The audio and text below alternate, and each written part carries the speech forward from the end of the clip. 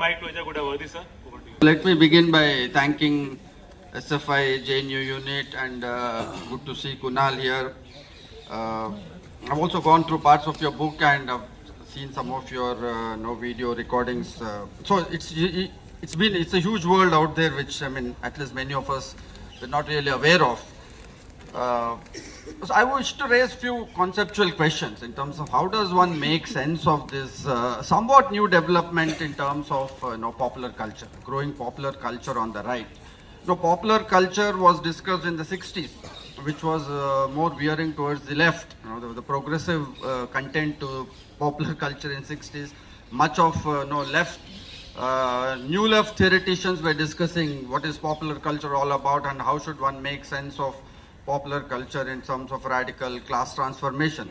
And it's very interesting to see how the wheel has come a full circle, that by 2020 we are actually discussing popular culture in the context of the rise of the right, and it's not about the left. So there has been a huge wedge between what is popular and what is progressive, that they don't really coincide today. What is popular is not necessarily all that is progressive. But what is popular certainly has a certain democratic element in terms of its popular appeal to common people, the kind of subaltern caste and class it's mobilizing. So much of this, going by newspaper reports and those videos and the cultural idiom that one goes by, definitely this is not high culture. This is not an appeal to middle class and upper middle class, but those who are consuming this culture are in the offices, mostly in the towns. They come from from lower middle class backgrounds. I'm sure if one were to do a caste configuration also, you will get a certain kind of a caste configuration, which is certainly not the higher echelons. So that should say that if one believes in democracy, then one has to trust common people's choice. And one cannot go with people's choice only when they make choices that are of our liking and to our sensibilities, and quote unquote if it's progressive. So this is something that needs to be explained. This is a phenomena. I don't think we understand popular culture is one of the most complex conceptual phenomena, both when it occurred in 60s and when we're discussing 60, 70 years now. That in both ways I think it's a fairly complex, because it's very slippery. There are no certainties out there, and that's what I think is challenging and also partly fascinating about this. Apart from the fact that the toxic content of it is definitely ominous, that it veers towards violence, it is spiteful towards religious minorities, there is masculinity attached to it, very toxic kind of masculinity, without letting out any of that, without really thinking, with putting all that on table, one needs to really put as to what. I was thinking through this. So one question that really occurred, Kunal, was that is this all about hatred? Does hatred alone allow us to make a sense of the appeal of these new forms? And maybe we need to now make a distinction between hatred and sense of belonging. That what these new cultural forms are really giving. In fact, I would say much of right-wing mobilization, invoking of religion, invoking ideas of culture, community, then civilization and religion, all these categories, and nation and nationalism. But my own sense is that people on the ground, even those who are celebrating themselves as part of being a Hindu, newfound resurgent Hindu identity, I think are more finding this kind of mobilization fascinating, because it is giving them a deep sense of belonging in a post-globalized, post-Westphalian, faceless neoliberal context. That here is a group that is talking about your old cultural self, asking you to own something. The entire progressive language is about some kind of an ad hoc commitment to some kind of a progressive transformation.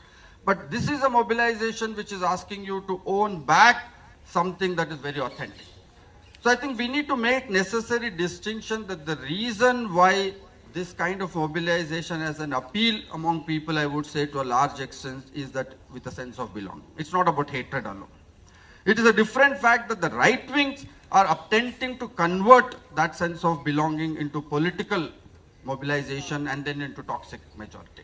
I think if we make this conceptual distinction, we will then find an entry point. Otherwise, this looks almost like a lost cause.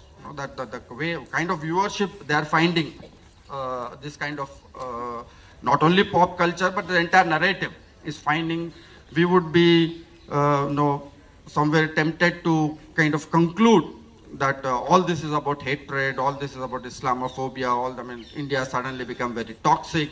No, I'm not willing to buy that argument, that I don't think people have become so toxic. It's not about Islamophobia. This is not about genocidal. This is the red herring that the right is setting up for progressive left democratic forces. That if you are caught in that binary, right necessarily wants us to be caught between this binary of Islamophobia versus Hindu resurgence, which gives us no choice, right?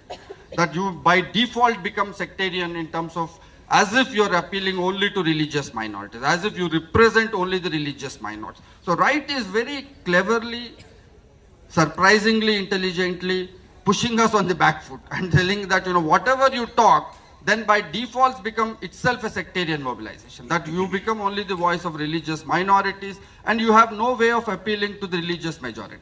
You have no way of appealing to what Hindu of this country are thinking, those who are celebrating their Hindu identity. So my first argument really would be that all of this should not be dismissed as toxic majoritarianism, because it's a very layered process. I would see it through the lens of sense of belonging. Therefore, and we have enough clues when that film Adipurush was released. Look at the response to the way people have rejected. It is the same consumer, it is the same religious-minded people who, when they went out to watch Adipurush and when they saw their sacred gods speaking a profane language of crass and commercialized language of hatred and minority bashing, people came and rejected. If people were blindly Islamophobic, people were only suffering from toxic masculinity, that is what the right thought, that Adipurush will draw that kind of a big response. That's why they thought that around that was the starting point for the mobilization for 2024. That they thought that with that film they will go on to Ram Mandir and they will build a kind of a hysteria, mass hysteria. But that's not happening in India. Unlike Germany, what happened in 1930s, India is different because we are not a hysterical nation. In spite of this kind of a domineering political class and politics that we have had, that we have not gone anywhere near that kind of hysterical mobilization where people don't retreat. Therefore, my argument, Kunal, also always been that we are contextually communal. And this is not about Islamophobia but communalism. We also need to make a distinction between Islamophobia and communalism, because common people, even the worst bigot in India is respectful when you talk about Prophet. And Islamophobia should mean that there is a complete rejection of all precepts of Islam. So there is a historical concreteness to this. There is a lot of complexity. I don't have time to get to all of this. So this would be my first proposition, that our first entry point to make sense of this kind of appeal of pop culture is that if you start understanding through a sense of belonging, I think we can make a different sense of why there is an appeal to that. You can kind of maybe throw more light because you have seen it more concretely in terms of. Second, I think is a more abstract and a larger question of crisis of modernity itself, that progressive left democratic politics are themselves facing a steep challenge because of a certain kind of a social democratization that has happened, that there is multiplicity of demands that have come about, right? Caste, class, gender, urban, rural. There are multiple demands that have come about where there is no easy resolution between these. There are fairly conflicting demands, there are fairly contradictory demands. The interest between these demands themselves conflict. Okay? India only keeps debating caste and class, but this kind of a conflict exists at all levels, even rural, urban, even within regions, you have these conflicting demands. So I think progressive Congress, through the old Gandhian idiom, had this broad politics of accommodation model where they could kind of broadly accommodate. That worked till you had a huge, humongous social gap between a small, tiny, caste elite mobilizing, and then you had this swaths of people completely without social power.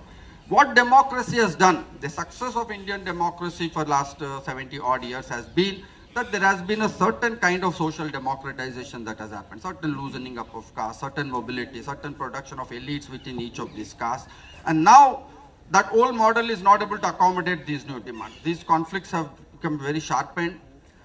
What right is doing very interestingly is that even they do not have a resolution. Even they do not have the complex wherewithal to think through this kind of a complexity that has emerged. Neither does left have nor the right has. But what right is doing very interestingly is taken a very pragmatic, self-contradictory approach. That they do not have qualms in contradicting their own position. So they would say something today, they would say something else tomorrow. They would tell something to Dalits, they would go and tell something to caste Hindus. They would say something in Kashmir, they will go back and tell something in Kerala. Kerala, they will go and promise selling good quality beef. UP, they will go and say that we will mob lynch those who are eating beef. So they don't have qualms. And this self-contradictory, this is something that we need to study more deeply, that why does this appeal on the ground? You know, even in those videos of these pop stars I was watching, that they were saying that we don't hate Muslims, we hate Muslims, those have come from outside. We don't have problems with Indian Muslims. So even there you see, it is not an upfront. There is still that kind of a moral guilt that, that those even involved in this politics carry with them. And the only way they seem to be resolving and getting past this is by making some kind of an inconsistent, self-contradictory posture. Now the question is, why does this kind of a very inconsistent, artificially projected political subjectivity has appeal on the ground is a big question in itself. It's a fairly complex question. Obviously, I'll not be entering into that right here. But there is something for us to think that I think this, the fact that the right upfront itself does not reject any of the progressive liberal values. They are not saying that we are against secularism. They are saying that we are against pseudo-secularism. They are not saying that we are against religious minorities. They are saying we are against religious minorities or against nation or come from outside. So if you actually read rights in between, we will find the success story of Indian democracy in the way right narrativizes it. That even at this peak, nowhere they will be able to say an upfront, the way Germans did with the Jews. No, that's not happening in Indian context. That even they have to always qualify what they are doing. That qualification, I feel, is a success, and that should give us an entry point. That should tell us something, that why right, in spite of such politically dominant position, is not able to. They are appropriating what is progressive. They are appropriating and in a perverted way what is democratic, what is even with constitution. They are not saying that we are doing away with constitution. In fact, they say that we should worship constitution. They say constitution is a sacred document. Now one should ask, why are they compelled to do this? Why are they forced to do this? What does this compromise? Because we know ideologically they don't agree with any of this. But even without agreeing with secularism or constitutionalism, my second question would be, why does right have to compromise its upfront in terms of saying that we also celebrate all these forms of, from Gandhi to Bhagat Singh? They're not rejecting them, they're appropriating. So I think there's a big distinction between ideologically rejecting something, ideologically appropriating something. So that creates a different kind of a challenge. Again, I don't have time. So that's my second proposition, that we need to think in terms of why this kind of a toxic or this kind of a virulent kind of pop culture has some appeal, is that it is qualified. That even they have to qualify what they are saying. It is not that they can just go and spread violence, or that the moment they hear people are getting violent. I don't think it's operating in that mode. It's always interesting to have a journalist and an academic in conversation, because the fight is always over the mic. But firstly, thank you, Professor, for being here. Thank you all of you for being here. I mean, the number of times that I've been called an anti-national and the number of times that you guys have been called anti-nationals, this feels like a bit of a homecoming for me. So, ghar wapsi ho gayi hai meri aaj. But it's, I mean, you know, to be honest, it's fabulous to be here. It's always inspiring to see what, what JNU brings out in students like you. It's of course been extremely inspiring to see how JNU has contributed over the years. Just in terms of what JNU has contributed, in terms of shaping not just our polity, but also the people's movements that we've all been so proud of, we've all been so inspired from. So I don't know how many of you really know a lot about the book. I mean, if I can just have a show of hands, if you guys know, because then they'll sort of help me understand how much of detail should I really be introducing you to. Show of hands, how many of you know about the book? Briefly. Okay, so fairly limited numbers. I think a good point will be to just offer an introduction to what I'm here for. So I've been a journalist for about 17, 18 years of my life now. I started reporting early. But over the last few years, especially since 2018, I have really focused on being able to track hate crimes, right? And we've seen a spate of lynchings, we've seen riots, we've seen clashes of all kinds. And as a journalist, I mean, I've been an independent journalist for about 7, 8 years now. As an independent journalist, I would sort of go to all of these spots where the hate crimes would occur. And the idea always was to try and understand, what happened, right? What drove the hate crime, what caused it to happen. Unfortunately, we in the media, and Professor, you'll be very happy to sort of agree with me on. We in the media tend to be rather shallow when it comes to reporting, among a lot of other things, reporting on hate crimes as well. So what we always end up doing is that if there is an incident of communal violence, we would all descend on the spot. We would all cover it as if it's an event, as if it's a 5-day test match of sorts, right? So we report on the instance. We report on, say, a couple of days of follow-ups to see what the authorities are doing and so on. Maybe speak to a few victims, and then we go back.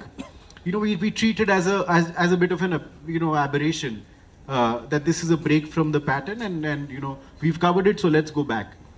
The problem that I realized when I was going to all of these places, and I would almost make it a point to go to the sites of these hate crimes, not immediately after, but sometimes weeks after, sometimes months after the hate crime has occurred.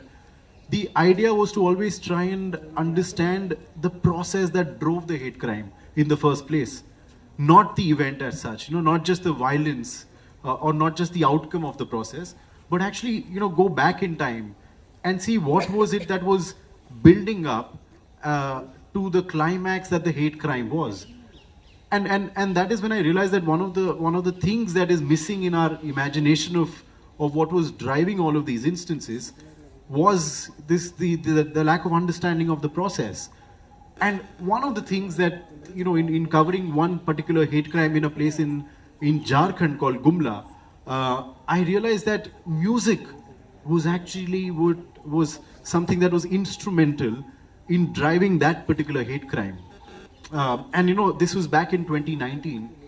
It blew my mind because I hadn't heard of how music could be weaponized. And this was before the recent reporting that happened on that.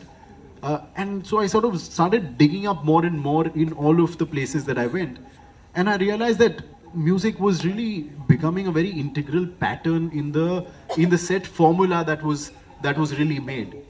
Where a Ram Nami procession, for instance, and this is what I had covered, a Ram Nami procession is snaking its way around town, reaches either a Muslim-dominated area or it reaches a mosque, and right on cue, as soon as it reaches the mosque, the music flips. The music that comes on in that moment is not anything else, but it is songs, it is words, it is music that is extremely inflammatory, and provocative to the point that it could drive not just tensions, which it almost always did. It could drive an outbreak of violence. So, for instance, the hate crime that I had gone to cover in Jharkhand, the song that came on in that moment when the procession reaches the Jama Masjid of Gumla had words to the effect, "Mulle ki topi gira do." Right, and this is when Gumla has a syncretic tradition where the local Muslims would get out, would be outside the mosque, they would be waiting to welcome the procession. And at that point, this music played. And then the more I dug into it, the more I realized that this was happening across. This was not just in Jharkhand, this was happening in Maharashtra, happening in Bihar, happening in UP. And then clearly, I started looking at this kind of songs because I didn't know that this existed. And the more I sort of investigated, I realized that there were so many different singers trying to create exactly this music, trying to create the music that can be flipped on when the procession is outside the mosque or is in a Muslim area. And so that really, Professor, started my journey into this world, the world that I call the world of Hindutva pop and Hindutva pop stars. And that's also the title of the book. It's called H-Pop, the secretive world of Hindutva pop stars. what I realized over the next 4 years, and it took me, from 2019, it took me 4 years to finish the work. What I realized is that this is an industry that is not just existing, but is flourishing, where there is pop culture which is aimed at doing exactly this, which is being constantly created, and in the process, it is creating out of people like you and me, pop stars and rock stars who are extremely popular, whose content is viewed by millions of people on the internet. But not just that, there are also people who perform offline. So it was a special focus of my book to not just look at the online world, but also to look at what happens offline. And what I saw happening was that all of these people were doing things on the ground. So the poet that I speak about in my book, someone called Kamal Agne, he goes to Kavi Sammelans across the country. He's traveling across the country, say 15, 20 days a month, addressing Kavi Sammelans in smaller towns, sometimes in bigger cities as well, and sort of, reciting exactly that kind of poetry. So, this is what I've tried to do in the book. The book is focused on three people. It's focused on the poet Kamal Agne, who I mentioned. It's focused on a singer called Kavi Singh. She is from Haryana. She's all of 25, 26. And she produces the kind of music that is, extremely popular in this world. And I'll give you some examples going on. But her first song, for instance, was a song right after the Pulwama terror attack in 2019.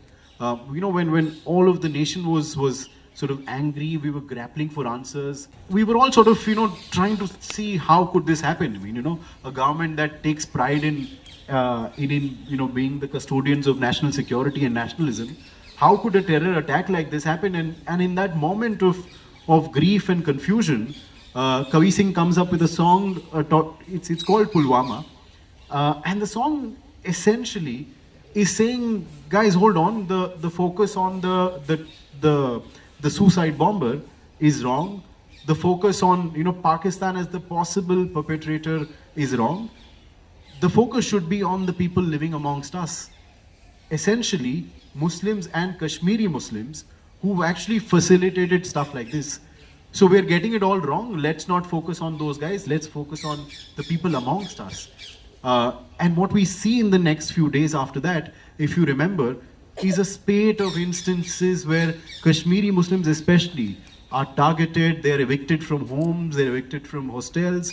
Kashmiri businessmen, students, they're all targeted across the country. A bit of an unprecedented event, for something that happens in Kashmir. So she's one of the singers that I focused on, and essentially her music will be on everything that is of any significance in the Hindu right wing. She has a song for every occasion that you can think of.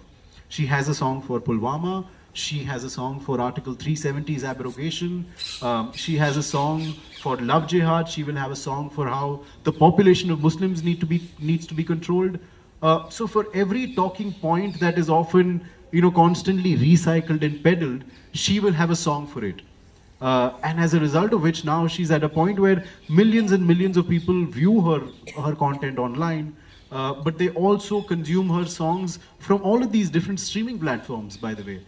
From a Spotify to a JioSaavn to all kinds of platforms. So she earns royalties out of that consumption as well. The third character in the book is a guy who has weaponized the publishing side of things, right? So his goal is to basically create a Hindutva publishing network where he publishes only and only those books that talk of the Hindutva agenda, that sort of pushes the Hindutva agenda as much as one can, and legitimize a lot of the myths and a lot of the conspiracies that the Hindu right wing has been peddling for many years now.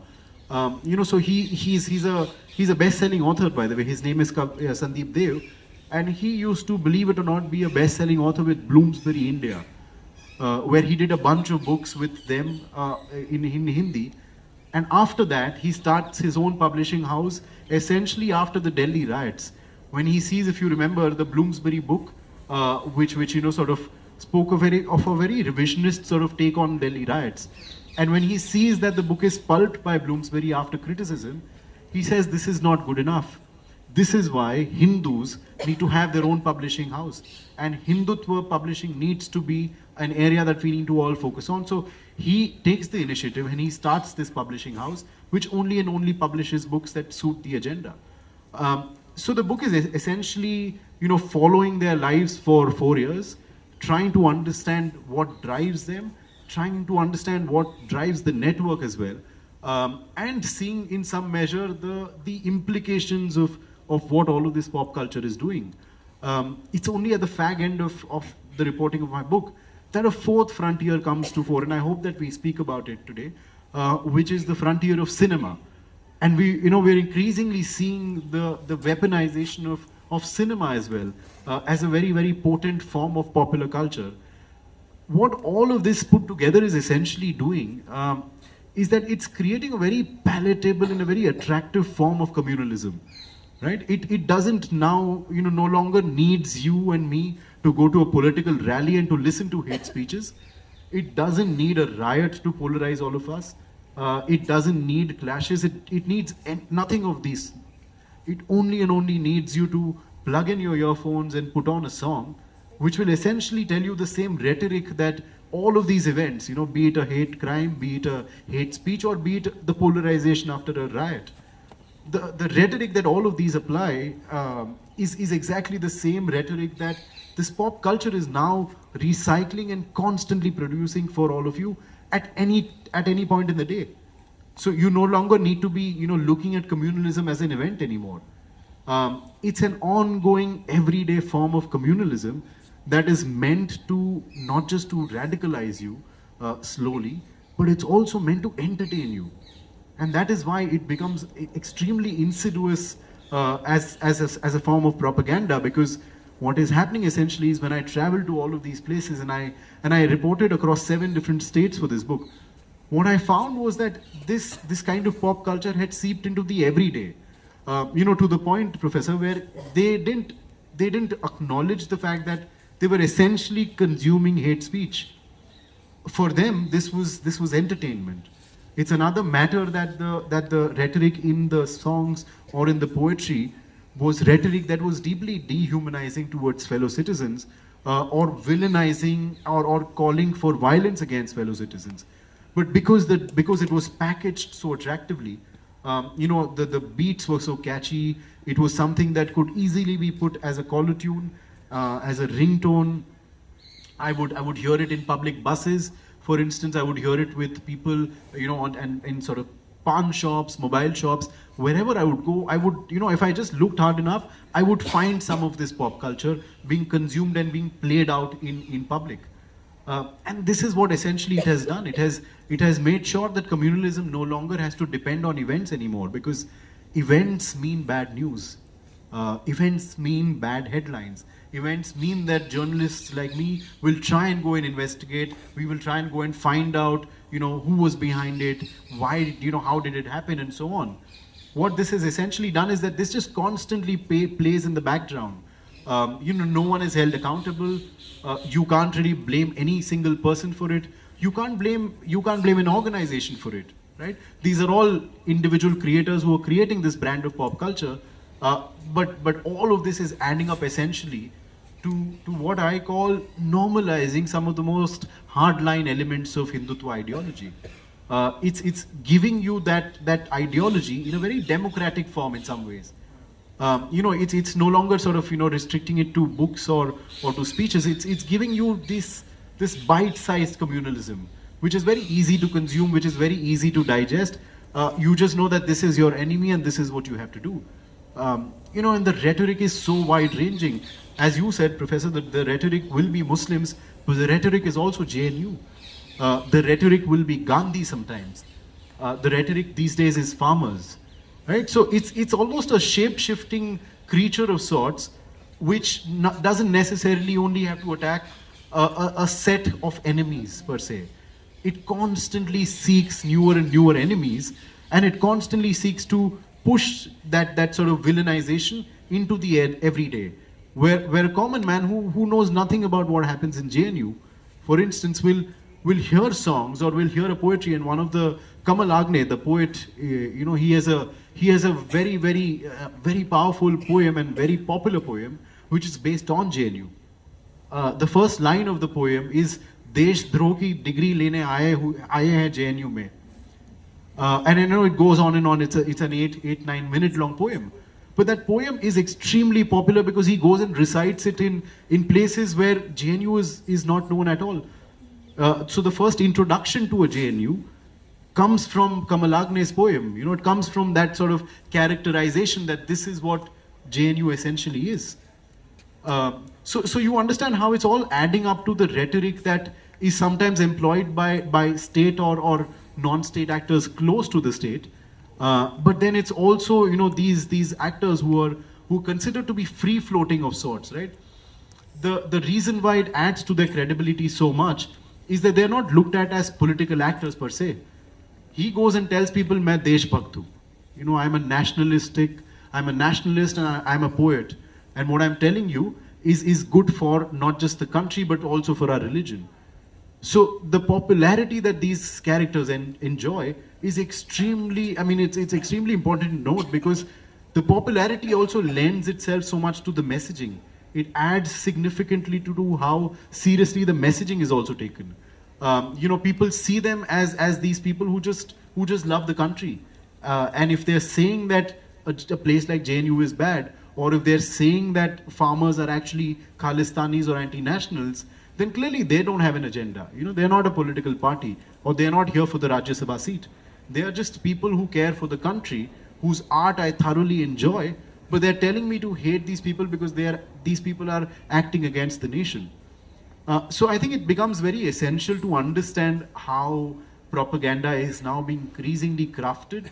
And we're also living in a time when 50% of our population is 25 or under, right? So what essentially happens is that this population, the youth population, is now being spoken to in a language they best understand. So much of this, as you said, Professor, so much of this pop culture becomes, you know, songs, which then translate into YouTube shorts. They become Instagram reels. You know, so this is all language that the youth understands very well. And sometimes they're fused with different things. So a song by Kavi Singh, the singer that I profile, will get fused with, you know, a hate speech by T. Raja Singh, for instance. So both of them come together, both of them validate each other, and then that gets consumed by someone, you know, sitting in one part of the country. So essentially that is what the book is looking at. The book is looking at how it's essential that we understand how propaganda is now continuously being constructed and disseminated by all of these different popular culture means. So that is broadly what the book is all about. Okay, so do you want me to respond to something? Yeah, that's the way. Okay. Which of the two? Many points that you very pertinent points that you raised. I think what you said is very important, Professor, because see, essentially what this popular culture is doing is that it's not pointing out to you that you need to hate this person, right?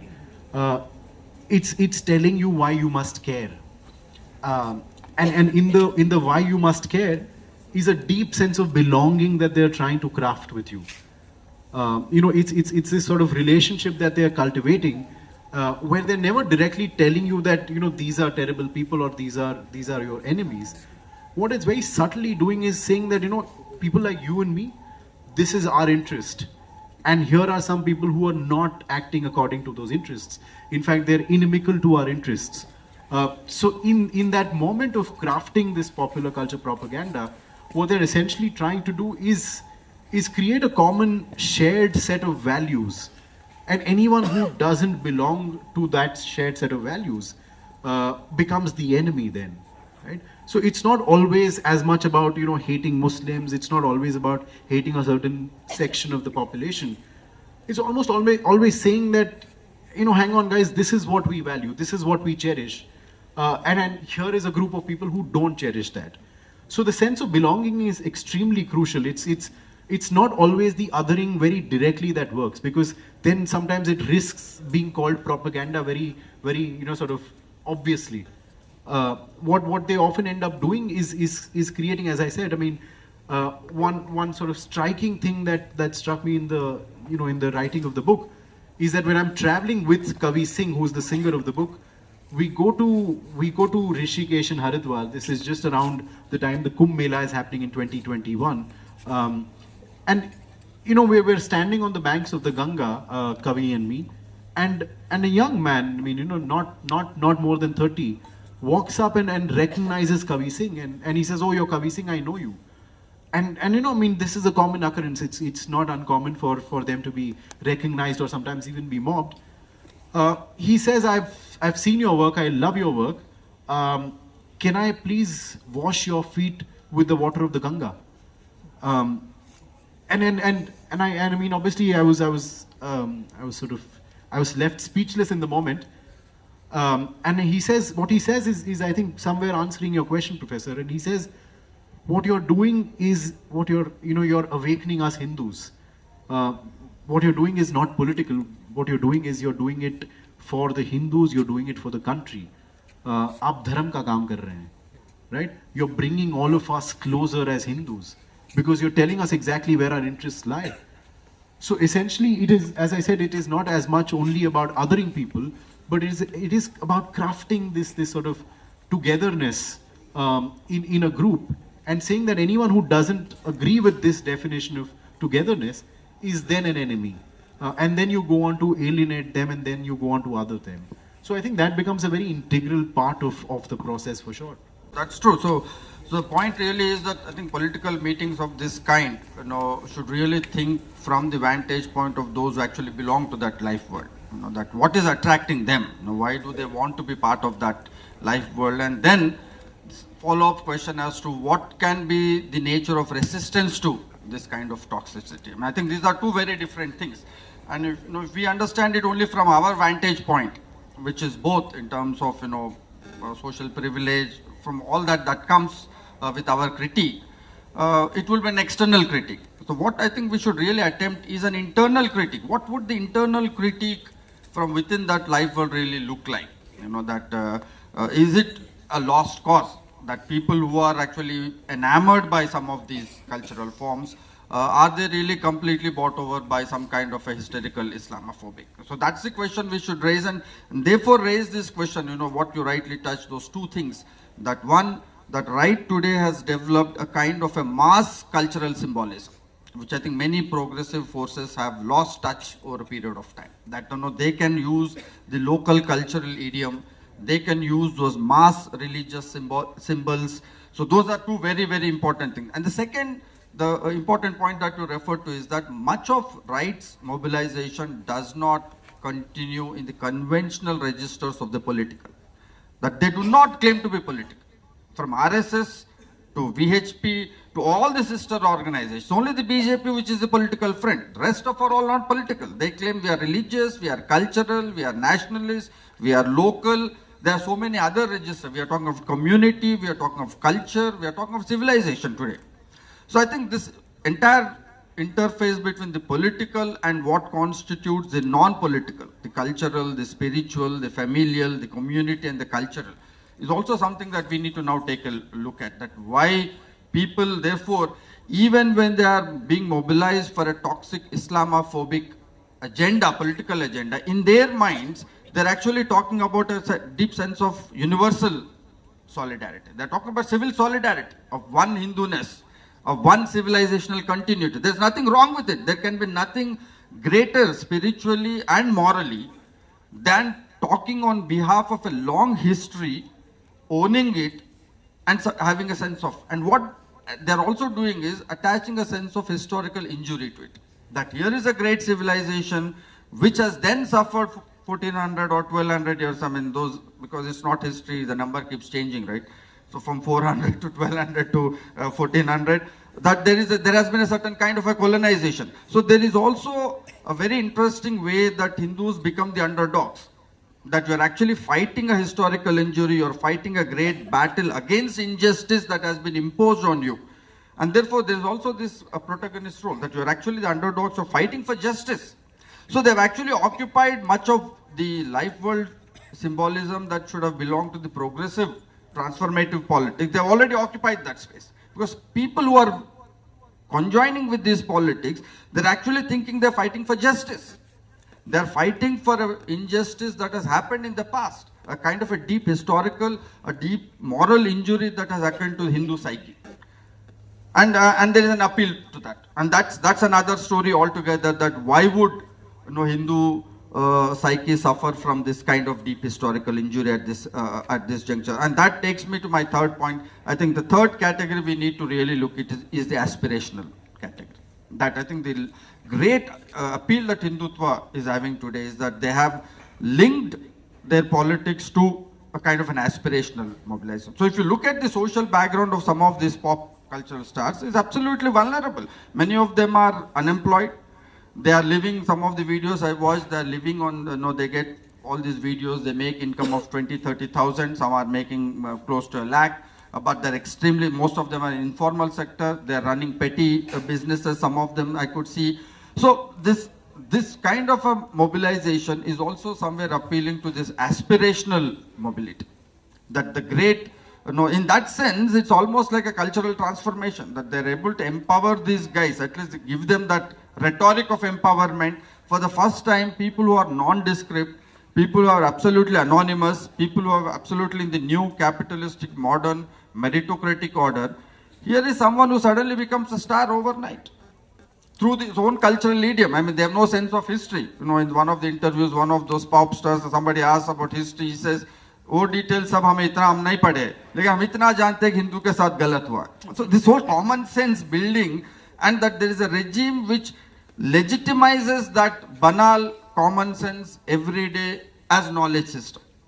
I mean, and so from our point of view, it looks illogical and illegitimate. But if you look at from the subaltern mobilizational point of view, it looks greatly empowering for them, that they can speak for the first time perhaps their own cultural idiom and find a legitimacy out there.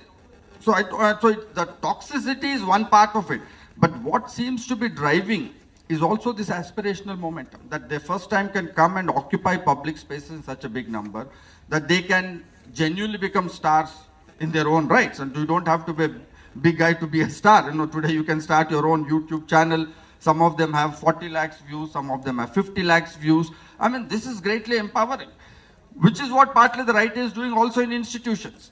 They're bringing people from a completely subalternized, therefore this whole subaltern appeal of Hindutva is also something we need to understand, that by breaking so they're doing two things, it's a double whammy, that they're breaking institutional norms, in that sense creating an authoritarian order top down, but building a bottom up quote unquote democratic inclusion. So this is a very, very, it's a very difficult model, that it needs some deep engagement to see that how do we create. If you only look at the top part of it and critique it as authoritarian, fascist and anti-institutional, there is a danger that might reinforce from bottom up the subaltern exclusion, that it looks as if we are reinforcing the subaltern exclusion that has happened so far. And that is the optics they are banking on. So I think the third aspect that we need to really understand, Kunal, in this is how do we harness the aspirational moment. And this is where, in my own understanding of populist phenomena, in my own writings, I've argued that this anomaly between a certain kind of social democratization that has happened in Indian democracy, loosening up of caste and gender, some amount of mobility, and is in conflict with deep economic disposition. That much of materially people are today very insecure. There is a lot of anxiety. That people don't have that kind of mobility that is promised. But in terms of democratic mobilization, look at BJP's campaign. By 24, poverty will be eradicated. By 26, there will be nobody without home. By 28, something else. By 30, everybody will be on moon. So this continuous hiking up aspirational. There is neoliberalism. That's the ethic of neoliberalism. Sky is the limit. That you can achieve. There is no end to your achievement, and there is no end to growth and development.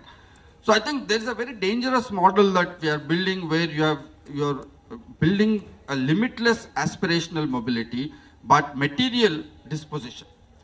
Lot of this toxicity I see, Kunal, is a coping mechanism of the subaltern.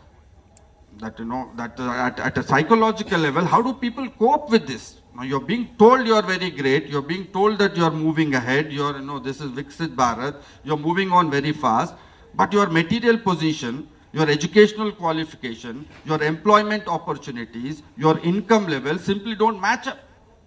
And what do people do in that? People have to only cope, fill that gap with this kind of toxicity. That, that only way they can fill up between these two in terms of a psychological imperative is this kind of toxic behavior. It's to some extent it gives some kind of a coping, some kind of a filler. Someone to blame, there's an enemy that works, so why are they disempowered? So people are raising definitely, so the point is therefore for progressive forces is not to throw the baby with bathwater. That I think I see that aspirational imagination essentially is a productive imagination. It's a very transformative imagination, which is good. And therefore, the right, I say, is riding a tiger. They're actually riding a tiger because they're mobilizing the subaltern with such high aspirations, which they're not going to meet. There's no way under the neoliberal order those aspirations are going to meet up. So they're shaking up all the right things, which we should have ideally done. They are doing this paid work for us. Now the point is that if that does not meet, then we are actually in for a much larger civic crisis.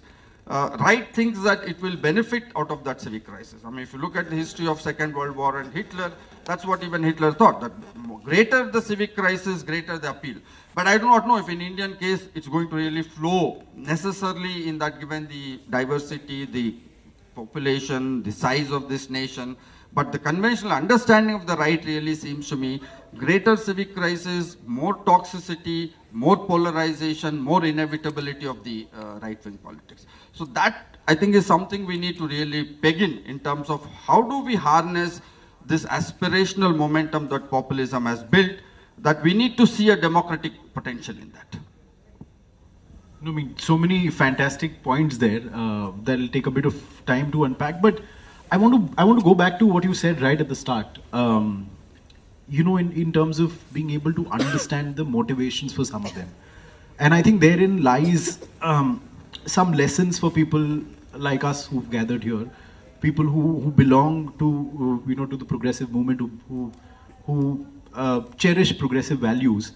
For instance, Kamal Agne, the poet, and I'll give you examples because I don't want you to think that I'm sort of telling you things from nowhere. Kamal Agne, to begin with, I mean, when he was growing up, he had a Muslim uncle of his. I mean, his father's best friend was a Muslim, right? And the families were so close that they would keep coming to each other's home. And Kamal tells me that each time that the uncle came home, he would touch his feet like he would do with any of his taujis and things. That's how close they were, untouched by everything else that was happening around them. And this is I'm saying the 90s, right? The early 90s or so, growing up in Uttar Pradesh. And that's how close they were till the point where the father and the Muslim best friend entered into some sort of a understanding over a shop that the father owned in the same town, in Gosaiganj. When the time came for the father to take back the shop from the Muslim friend, because he had given it, the Muslim friend had a problem with his livelihood, and he said, "Tum ye dukaan chala lo, we'll see." When the time came for the shop to be returned, the Muslim friend, for some reason, decided not to, and that dispute over that shop became the breaking point of the friendship between the father and the best friend. Now, growing up, Kamal was seeing all of this, right? He saw how devastated his father was because, he'd sort of trusted his best friend with his life's sort of most cherished possession. He had that one shop that he decided to give to his best friend, and he felt this deep sense of betrayal. He said, "Ye kya ho gaya?" And Kamal was seeing how his father was absolutely heartbroken, and Kamal sort of puts that back in at the back of his mind, saying, "Okay, this has to be processed."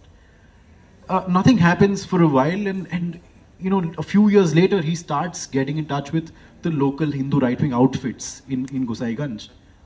And the heightened exposure that he has to them they make him believe that what happened with his father was not an aberration.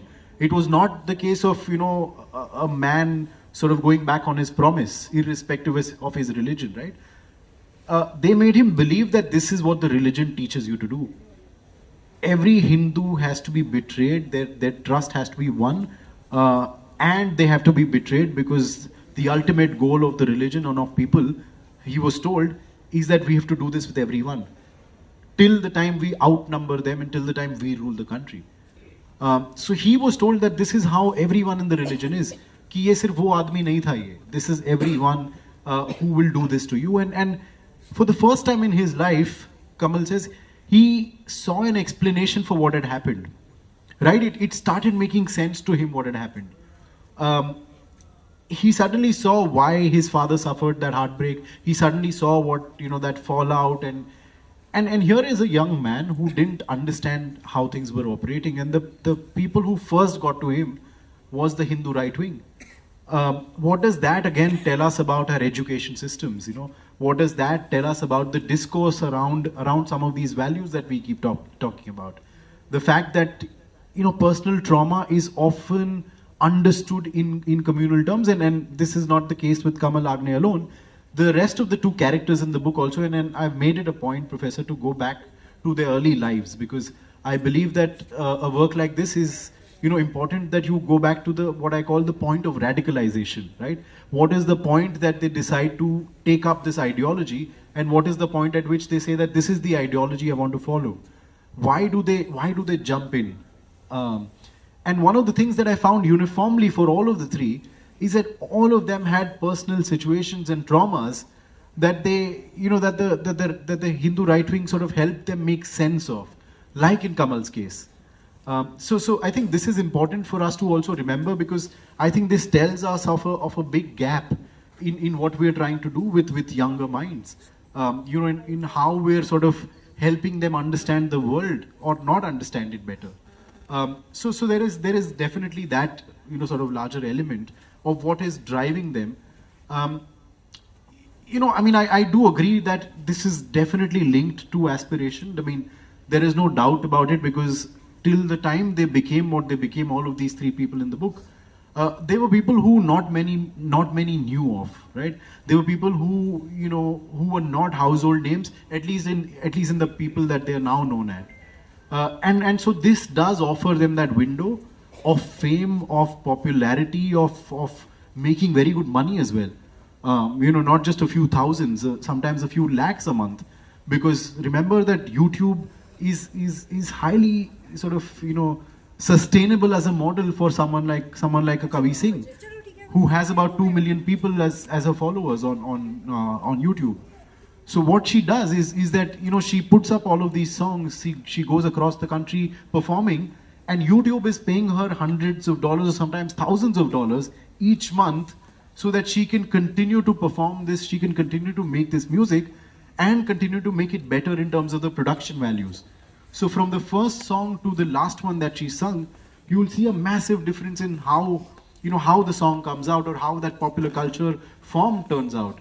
So they're seeing that this has tangible benefits as well. That they're seeing, monetary benefits. They're seeing access, which is a big benefit, because they're suddenly getting the access to some of the top people in the BJP, to people in the Hindu right wing who are almost worshipped in some ways.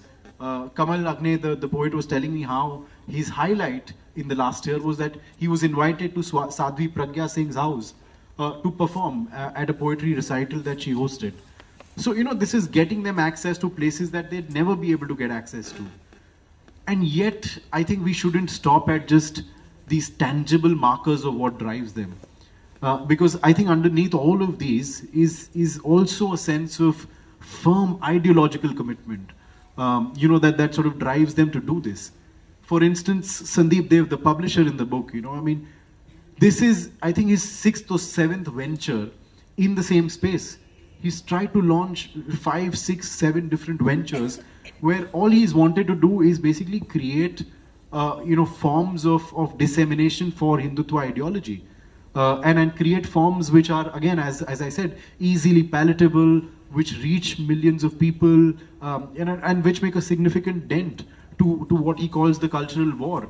And his imagination is that Hindus are facing a cultural war from everyone, not just from the Muslims, but from the Christians to, from Netflix to Amazon. He has very, very different sort of enemies that he thinks of. He says Amazon is also an enemy. It's an anti-Hindu platform, essentially. So is Netflix, so are all of these OTT platforms, because they're trying to bring in Western values into our minds. And on the basis of that rhetoric, he manages to convince a lot of people who believe in that. Right? So what he's trying to do for the last 5-6 years is try to create something which makes a dent in all of these broader sort of enemies that he's looking at. So now his plans are to create a Hindu OTT platform. He's already started a Hindu e-commerce website. He already has his own streaming service where he doesn't trust YouTube alone anymore. So he also streams his videos on a different app of his, where people can watch his videos live. So all of this, I mean, it and I keep saying this. I think it's a bit of a liberal, progressive, sort of fallacy and a problematic area where we often sort of try to look at how this is tangibly beneficial to them. And I would urge all of you to sort of shake yourselves out of that a bit, because I think tends to get a bit lazy as an assumption, where we say, "Acha, isko paise mil rahe hain. Acha, isko ye mil raha hai. Acha, this is how it's benefiting him." I think what we are also seeing is a band of highly driven, ideologically committed people who are out there trying to do this. They're not all getting a lot of money. They're not all getting fame. They're not all getting the access. Some of them are. Right? Like some of the characters that I speak about are, but not all of them are. And yet they're persisting in their efforts because somewhere that deep ideological commitment is there. And then now, I mean, one doesn't have to agree with that ideology. One doesn't have to agree with what they're trying to do or what they're trying to say. But I think the point to note is that commitment is what drives so many of them for years and years before they make it. Right? So the aspiration always isn't for a tangible, beneficial sort of, commodity. It isn't always, as I said, for fame, popularity, for money. It's a lot to do with the ideology. They are very, very committed. I mean, I remember asking Kamal Agne, I said, you campaign for the BJP. Would you, if it's about the money, would you just campaign for the Congress also? Agar kal bole to? He said, nahi, it's not about the money then. He said, yes, if someone pays me to campaign and say things that I believe in, I will say them. But if someone pays me double the amount to say things that I don't believe in, I will not. And then, even during the book, I remember I was with him, and then he had in his bank account about 2,000 rupees. That's all he had. He didn't have enough money. His family had a health crisis. His father passed away, and he ran out of all his savings. So at that point, it's easy for him to take up work that he doesn't ideologically believe in. But he chooses to remain in that space and continue doing what he wants to do. So I think there is. I mean, I'm also sort of trying to shake us all out of our comfort zones and out of our sort of comfortable, lazy assumptions about people who we don't always understand. We're living in extremely polarized times, where we're seeing that ideology has obviously divided us to the point that we are not able to understand the other side at all, to the point that we are not able to understand what drives them. And I think that is a big problem. Right? So as a journalist, I've tried to bridge that gap between the two worlds, because I think understanding is the first step to fighting it. It's the first step to be able to counter it, to be able to come up with alternatives to it. Not understanding, villainizing is not going to help us at all.